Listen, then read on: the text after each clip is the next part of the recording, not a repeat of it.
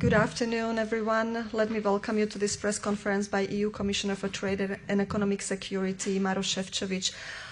Without further ado, I'll give you a floor and then I'll take a couple of questions. Thank you. Good afternoon. I'm wrapping up the 2 very intensive days at the OECD, back-to-back ministerial sessions and a packed schedule of bilateral meetings. This year's ministerial theme was well chosen, as also mentioned to the Secretary General Corman.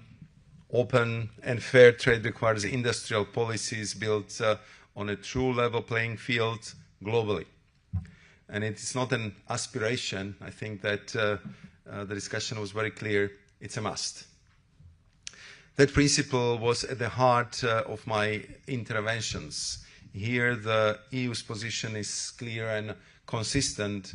Non-market practices generate chronic overcapacities that disrupt global markets, undercut fair competition, and put many key industries at risk. And that is not something we can absorb indefinitely. So it demands a policy response, and the EU is not alone in saying so. In this context, I also appreciate Australia's initiative to convene a focused follow-up on WTO reform. Again, the EU's approach here is consistent. The WTO must be equipped to meet today's challenges, not just the ones it was designed for decades ago. Now, if you allow a few highlights from my bilateral meetings. I will start with my engagement with United States Trade Representative Ambassador Greer. We reviewed progress on implementing the EU-US joint statement and reconfirmed our shared commitment to keep moving forward in a good faith. The big picture matters here. Transatlantic trade in goods and services surpassed $2 trillion last year. Both sides grew their exports. US exports by 5%, EU exports by 4%, and importantly, our trade is truly balanced. While work remains, we are moving in the right direction, including on steel derivatives. I have raised this consistently with my counterparts, and I'm glad that it is beginning to yield results. The latest US update means that a substantial tranche worth several billion of EU exports will now fall under the 15% all-inclusive tariff, down from 25% plus. That is a meaningful step forward, and I will keep engaging on more tariff reductions. As you know, the EU continues to double down on a positive engagement with partners across the globe. With the Australian Minister Farrell, we updated each other on the ratification of our freshly agreed free trade agreement and discussed how to get into higher gear on digital trade collaboration with CPTPP countries, a conversation we continued with Singaporean Minister Fu and Canadian Minister Sindhu, while I will also touch upon this issue with my counterpart from New Zealand, Minister Clay, later today. I had also a very good meeting with Brazilian Minister Vieira and Uruguay Minister Odone. As you know, the EU-Mercosur agreement is now in force, and we share the same conviction that the best is yet to come, thanks to the new trade and investment opportunities created by this agreement. And I informed both partners that I would like to travel to the region later this year to promote this landmark deal, to inform the economic operators and business leaders about the new opportunities we jointly created with the Mercosur countries. With Turkey as Minister Bolat, we discussed a high-level dialogue to be held in October, and my hope is that a reinforced trade partnership grounded in a well-functioning customs union will bring us additional new opportunities. In my meeting with China's Vice Minister Chen Ang-li, we focused on deepening engagement on WTO reform and on rebalancing our bilateral trade and investment relationship. My objective is a practical, result-oriented approach to addressing our concerns, not escalation. But any path forward needs to be meaningful and sustainable. To that end, I have invited Trade Minister Wang Wentao to Brussels, as is well known. All in all, my bilateral meeting schedule was extensive, and each meeting carried its own significance. Without being exhaustive, I am happy to take your questions. Thank you. Thank you very much, Commissioner. We have time for a few questions. I'll begin here in the front. If you could kindly introduce yourselves. Hello, Commissioner. William Harbin from Bloomberg. When you're meeting with the US Trade Representative, did he give you any assurances that the 301 tariffs won't take the EU's tariff ceiling above the 15% as dictated by the Turnberry Accord? Did he give you any assurances on that? I think that our discussion yesterday was very much focused on, I think, the most frequent statement both of us are making when we are discussing EU-US relations, and that's the phrase, you know very well, the deal is a deal. So this is absolutely crucial for us that at the end of the process we would end up well within the Turnberry parameters. And for us, this is 15% all-inclusive with all the carve-outs, which are, I would say, well known to the trading community. That is our expectation, and that was what was also my communication to Ambassador Greer. Thank you. Another question over here. Thank you. Xiaofei Xu from South China Morning Post. In your meeting with Li Chenggang, can you tell us more about, is there any concrete proposals that both sides raised? Do you feel like that your messages are getting through to the Chinese side? Or are they taking it still as the EU is becoming more and more protectionist? Thank you. I think we had quite extensive discussion with Vice Minister Chen Angli. I think we know each other quite well from the time when he served as ambassador of China to the WTO. And we've been having very practical discussion how to best use the time between now and what I hope will be very structured and detailed discussion with Minister Wang Wentao. We've been cooperating very well. In the course of the last year, we had quite a few issues to address and to resolve, and we succeeded. So I believe in dialogue, I believe in outreach and engagement, and my suggestion to Vice Minister Chen Angli was that we also need to look in very great detail about what is becoming unsustainable trade deficit with China. I mean, we are living in a situation where simply for 27 EU member states and our parliamentarians and political leader, the pace of accumulation of the trade deficit at the realm of 1 billion euros a day is simply not sustainable. So I hope that we will have very detailed discussion how to address this growing deficit, how to make sure that also EU exports to China will grow, because China is a huge economy, but we export to China less than we export to Switzerland. So I think there are quite a few, I would say, parameters we have to address, and we decided that we will task our teams to prepare the meetings well. So there will be teams traveling from China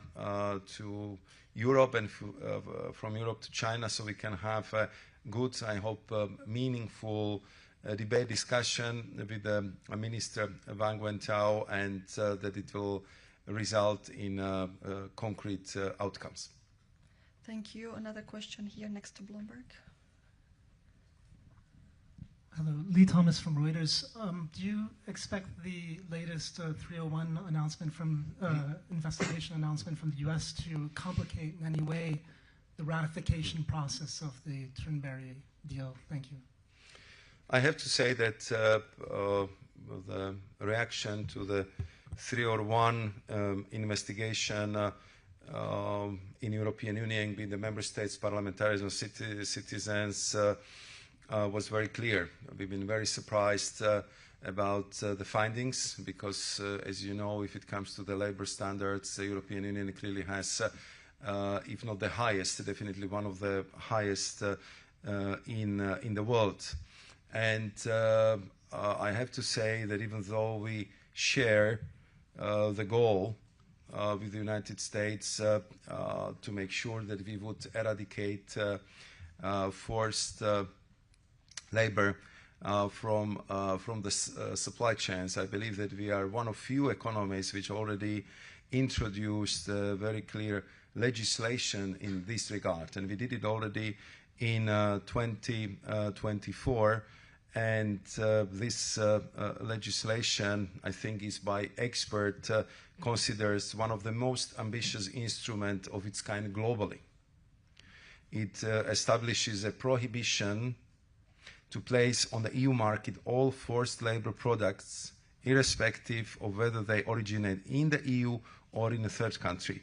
And this legislation will enter into force in December 2027, and currently we are working really very, very hard and very intensely to ensure that the implementation would be very effective, and we are actually working on very concrete guidelines and databases which would simply help the economic operators to make sure that the enforcement would be smooth and that they will be kind of reminded about the concrete products or geographic areas with the risk of forced labor.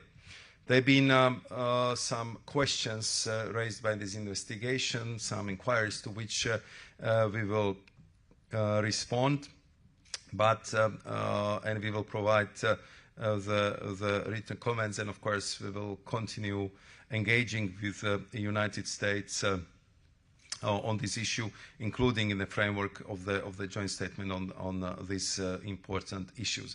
As I said a few minutes ago, for us the deal is a deal, and we know that what is our part of the bargain, and therefore I believe that the European parliamentarians will approve the proposals for the lowering of the tariffs for United States exporters, as we agreed in the Tilbury. It's a very significant step from our side. 99% products will be exported to EU tariff-free.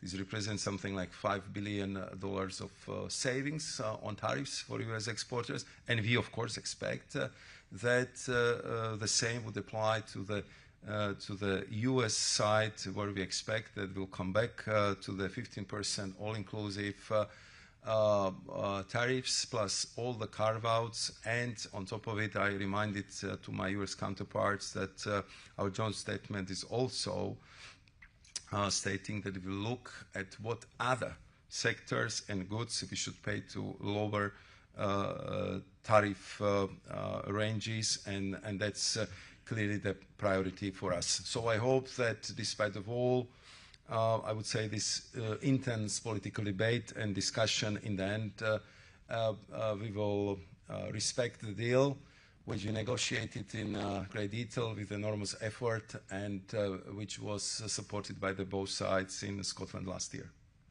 As the Commissioner has another program, I'll take one last question over here. Hello, Ángel Calvo from the Spanish press news agency EFE.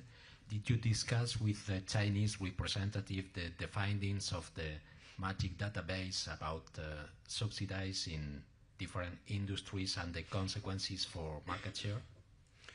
We didn't go into that great detail, but I think that our teams and on the expert level, they know very well how important for us is to work on a level playing field, to make sure that we will find the recipe how to deal with the global overcapacities, and how we perceived the subsidization because it clearly leads to the distortion of the markets. And there are famous figures coming from IMF, also from OECD, and we appreciate it. And that was also part of my conversation with the Secretary General of the OECD, that additional expertise, data, and all the details which we might have on this phenomenon, but especially also what would be the best recipes,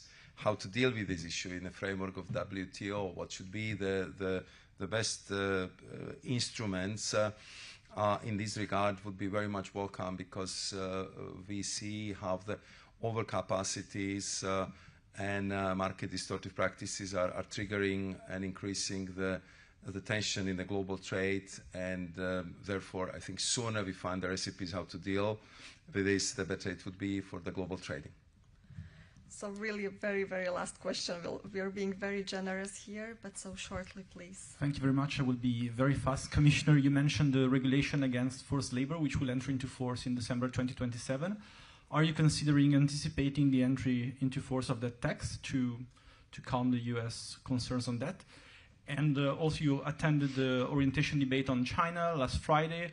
Do you think there is an appetite for tougher measures on China, and what will you propose at the European Council in a couple of weeks? Thank you. Yeah, thank you very much. I think that in the case of the EU's forced labor regulation, as I said, it was already adopted in 2024. But this is a very comprehensive piece of legislation. So we have to provide the proper guidelines and also proper pointers to the economic operators so they would know how to implement it. What are the risk product categories? What are the destinations or the sectors where we have the information that the forced labor might be present? So we want to do it thoroughly and properly as we do when we put the European legislation in entering into force. And therefore, we are going to publish actually in the coming weeks, so it's happening now, the implementation guidelines and also the databases which I already mentioned of products and geographic areas with the risk of forced labor. So I think that you cannot have a clear indication that how this is going to be applied, when it's going to be applied. So I think that we will respect our schedule and we provide the detailed information and explanation to our US colleagues. And if it comes to our orientation debate on China, it was, I would say, the first assessment from all my colleagues, commissioners who have different portfolios, different sectors of responsibilities. And as you know, each one of them is coming from one EU member state. So the fact that we have this fast growing trade deficit, which is now impacting every single EU member state, because every single member state has the negative trade balance with China, and the fact that our exports to China are or lower or stagnating, and also the signals we are getting from business community of European companies in China are clearly presenting the challenge we have to address. So I think that was the message, that this issue is becoming urgent, that we need to look for the different solutions. As I said, if I look at the process between US and China, I was informed there was more than 6 rounds of talks between US and China to prepare the 2 summits which took place between President Trump and President Xi. So I think that we have to get to the same level of intensity of the negotiations, of the consultations, and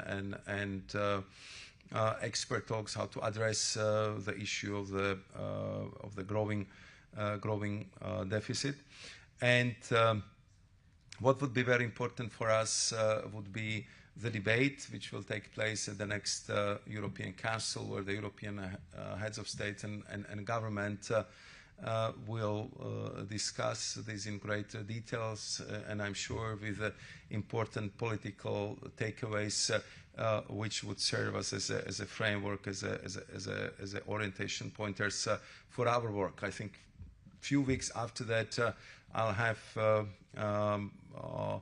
this, I hope, productive session with my counterpart, with Minister Wang Wentao, and we will try to put in place the process, which I hope will bring us very concrete takeaways, because, as I said, the unanimous sentiment around the college table was the level of the debt and pace of growth is simply unsustainable, and we have to address it. Thank you, Commissioner. Thank you for your interest. Just to say that opening remarks by the Commissioner are now published in case it's helpful. Thank you so much. Thank you very much. Have a good afternoon. Bye-bye.